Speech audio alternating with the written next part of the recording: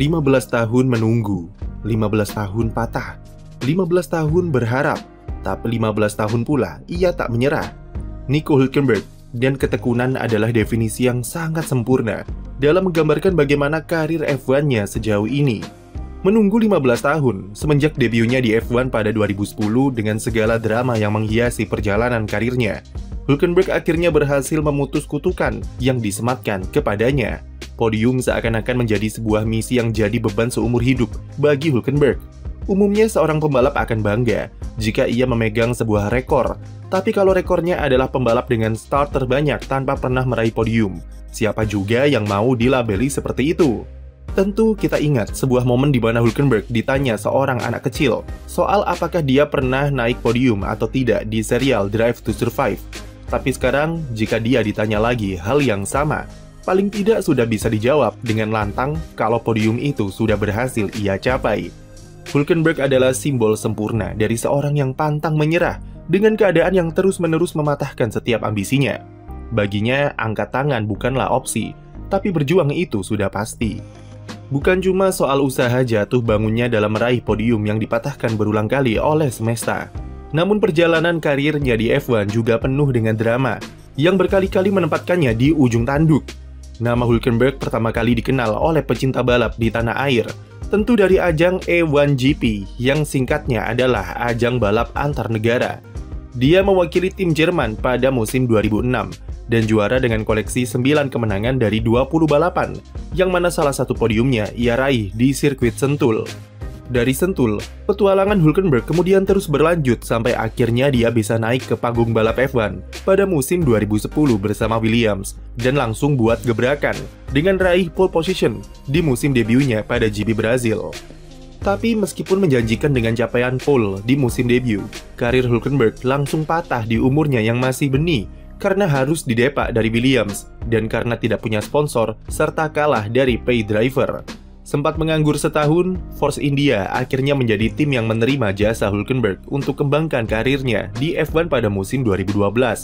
Di tahun itu, Hülkenberg sudah menunjukkan potensinya sebagai seorang gladiator di papan tengah dengan konsisten meraih poin di 10 besar dan 3 kali catatkan finish di top 5. Tapi di tahun 2012 pula cerita soal kutukan Hülkenberg itu bermula. Pada GP Brazil, dia sempat memimpin balapan dengan gap 30 detikan dan punya peluang besar untuk bukan cuma raih podium, tapi bahkan kemenangan saat itu. Sampai kemudian, safety car datang, dan kemudian Hülkenberg senggolan dengan Lewis Hamilton saat coba menyalipnya untuk ambil alih pimpinan lomba di tikungan pertama, dan itu menyebabkannya gagal raih podium. Hülkenberg menyimpan trauma tersendiri dari momen di Interlagos 2012 itu, dan bahkan sampai 7 tahun setelahnya, ia mengaku tubuhnya masih gemetar jika menyaksikan tayangan ia senggolan dengan Hamilton.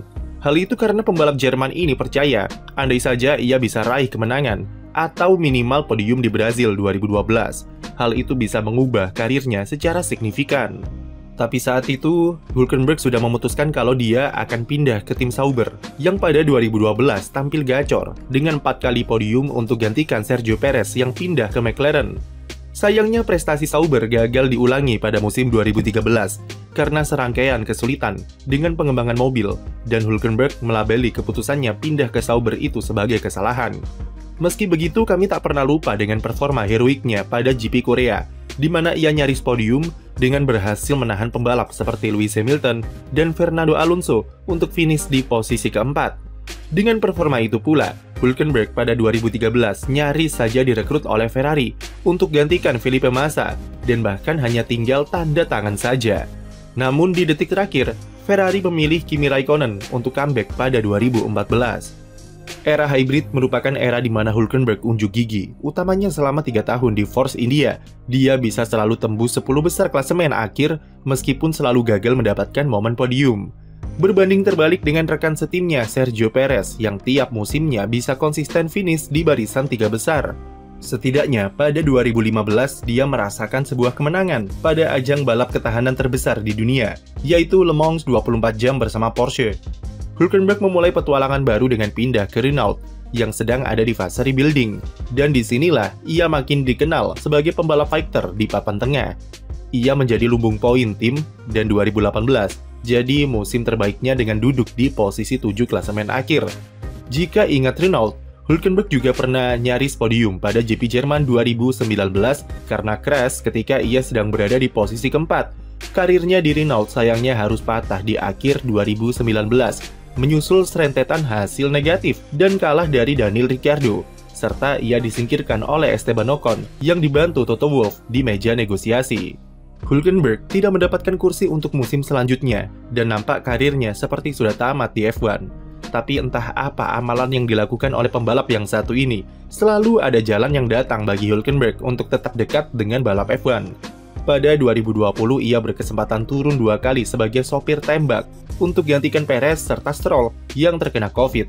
Meski minim persiapan, di Silverstone, ia secara mengejutkan bisa start dari posisi 3, walau saat balapan, ia memang lagi-lagi kurang beruntung.